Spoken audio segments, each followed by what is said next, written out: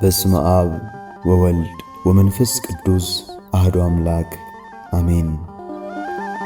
ከራሴ ጋር ብቻዬን ስቀመጥ። አቤቱ ጌታ ሆይ ከራሴ ጋር ብቻዬን የተቀመጥኩበት ጊዜ ምንኛ የተቀደሰ ጊዜ ነው። ከራሴ ጋር ብቻዬን ስቀመጥ በእርግጥ ብቻዬን አይደለሁም አለህ እንጂ አንተ ከኔ ጋር ነህ። ይህ ደግሞ እንግዳ ነገር አይደለም። ምክንያቱም አንተ በዓለም ውስጥ ብትኖርም ዓለሙ አያውቅምና ነው። በዚህ ዓለም ስኖር ከፈጸምኳቸው ታላላቅ ኃጢአቶች አንዱ ከራሴ ጋር ብቻዬን መቀመጥ አለመቻሌ ነው። ይህን ለማድረግ ጊዜው የለኝም፣ አልያም የሰጠኸኝን ጊዜ ብቻዬን በመቀመጥ ካንተ ጋር እንዳልሆን በሆነ ባልሆነው በከንቱ አባክኘዋለሁ። በእነዚህ ጊዜያት የሚታየኝ ሌላ አዲስ ኃላፊነት ወይም የሥራ ውጥረት ስለሆነ ካንተ ጋር መቀመጥን እንደ ስንፍና በመቁጠር በሞኝነት አሳልፌዋለሁ። እንደ ሰውኛው አመለካከትም በዓለም ሳሉ ከራስ ጋር ለብቻ መቀመጥ ጥቅም እንዳለው ብረዳም ለእንደዚህ ያለው ጉዳይ ትኩረት አልሰጠሁትም። ስለሆነም ዘወትር በሥራ ተጠምጄ ስለሙል ዲያብሎስ ይህን እንዳላደርግ ከለከለኝ እላለሁ። ስለዚህ ጌታ ሆይ በውስጥ ያለውን ታላቅ ሀብት ይኸውም አንተን አላወቅኩህም። አንዳንድ ጊዜ ከራሴ ጋር ብቻዬን ስቀመጥ የዚህን ሀብቴን የብርሃን ፍንጣቂ ለአፍታ ብመለከትም እንዲህ ያለውን ነገር በሚገባ ለመመልከት ለረጅም ጊዜ ለብቻ መቀመጥ ያስፈልጋል በሚል ሰበብ ሸፋፍኛው አልፋለሁ።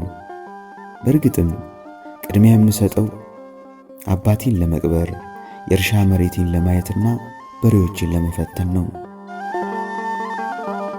ጌታ ሆይ በመጨረሻ ግን በአንድ በትክክል በማላስታውሰው ቀን ለረጅምና ጸጥ ላለ ጊዜ ለብቻዬ ከራሴ ጋር እንድቀመጥ ስለፈቀድክልኝ ያን በውስጥ የተሸሸገውን ሀብቴን ላገኘው ችያለሁ። በዚህ ጊዜ ነው ያለኝን ሁሉ በመሸጥ ይህን ሀብት እርሱም አንተን ገንዘቤ ላደርግ ችያለሁ። ከዚያን ጊዜ አንስቶ አንተ የእኔ ሆነሃል። ስለሆነም ጌታ ሆይ አሁን አንድ እውነት ልናገር ወዳለሁ። ይኸውም ከራሴ ጋር ለብቻዬ በተቀመጥኩ ጊዜ ሁሉ ይህ እኔነቴ ከዓለም ካለው ሀብት ሁሉ በላይ መሆኑን ተረድቻለሁ። አንተም እንዲህ ብለሃል፣ ሰው ዓለምን ሁሉ ቢያተርፍ ነፍሱን ቢያጎድል ምን ይጠቅመዋል? ማርቆስ ወንጌል ምዕራፍ 8 ከቁጥር 36። ስለ ራሴ ዋጋ ባሰብ ቁጥርም ካንተ በማገኘው ኃይል በዓለም ውስጥ ያለው ሁሉ ከንቱ መሆኑን ስለመገነዘብ ዓለሙን የምመለከተው ምንም እንዳልሆነ በመቁጠር ነው።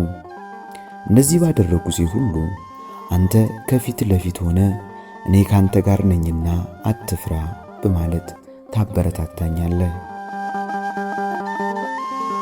ከራሴ ጋር ለብቻዬ በተቀመጥኩ ጊዜ በውስጥ ያለውን እንግዳና ባዕድ ነገር ሁሉ የአንተን ቅድስና እንዴት አድርጎ ሊጋረድብኝ እንደሚፈልግ አያለሁ።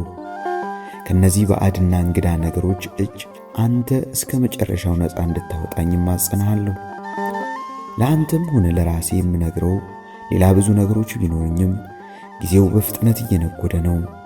ይህም በመሆኑ ለራሴ የሚፈልገውን ምቾት ምንም እንዳልሆነ ቆጥራለሁ። መዝናናት፣ መደሰትና የሌሎች ባልንጀርነትን አልፈልግም። ይልቁንም በዝምታ ከተባሃቱና ከብቸኝነት ደስታና ምቾት አገኛለሁ። ይህም ብቻዬን በመሆን የማገኘውና በውስጥ የሚፈጠርልኝን ራስን ማዋረድን፣ ንጽሕናን አያሳጣኝም፣ ያለመልምልኛል እንጂ። ጌታ ሆይ አንዳንድ ጊዜ ከራሴ ጋር ተቀምጬ እኔነቴን በጥልቀት ስመረምር በውስጤ ጥግ ይዘው የተቀመጡትን ጊንጦች፣ እባቦች አያለው። እነርሱ በዝምታና በዝግታ ልቦኔን በመብላት መርዛቸውን በደሜ በሕሊኔና በሐሳቤ ውስጥ ሁሉ ባላሰብኩበት መንገድ ሊረጩ ይወዳሉ። ወደ እነዚህ አውሬዎች በምመለከትበት ጊዜ ሁሉ ሕሊኔን ሊያወድሙት ሲወራጩ አያቸዋለሁ። ስለዚህ ተነስተው እንዳይጎዱኝ አርፈው እንዲተኙ ተዋቸዋለሁ። እንዲተኙ መተውና እንዳላያቸው ዓይኖችን መጨፈኔ ግን ጥቅሙ ምንድነው? ራሴን ማታለልና ከእንዲህ ካለው ነገር መሸሽ ካልሆነ በስተቀር እነዚህን አውሬዎች ወደ ብርሃን በማምጣት መዋጋት አይሻልምን? አቤቱ ጌታ ሆይ ከእነርሱ ወገን ታናናሽ የተባሉትንስ እንኳ መዋጋት የማልችል ደካማ መሆኔን ተመልክተህ ምሕረትን ላክልኝ። እነርሱን በእኔ ቦታ ሆነ አንተ ትዋጋቸው ዘንድ ለአንተ ብገልጣቸው ይበጀኛል። በመከራ መካከል እንኳን ብሄድ አንተ ሕያው ታደርገኛለህ። በጠላቶችም ቁጣ ላይ እጅህን ትዘረጋለህ፣ ቀኝህም ታድነኛለች። መዝሙር 137 ከቁጥር 7። ጌታ ሆይ ብቻዬን ከራሴ ጋር ስቀመጥና እኔነቴን በአንተ ፊት ስመለከተው አመድና ትቢያ መሆኔን እገነዘባለሁ።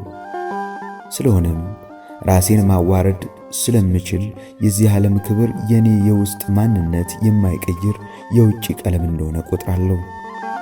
ከራሴ ጋር ስቀመጥ ካለ አንተ ምንም ማድረግ እንደማልችል ስለምገነዘብ ወደ አንተ መቅረብን እማራለሁ። ይበልጥ ወደ አንተ እየቀረብኩ በሄድኩ ቁጥርም አንተ ማንነትን ይበልጥ ስለምትገልጥልኝ አንተ ከሰው ልጆች ይልቅ ምን ያህል ሩህሩህ እንደሆንኩ አውቃለሁ። ይህም አንተን ይበልጥ እንደወደ ስለሚያደርገኝ ከሰዎች ጋር ከመቀመጥ ከአንተ ጋር መቀመጥን እንድመርጥ ያደርገኛል።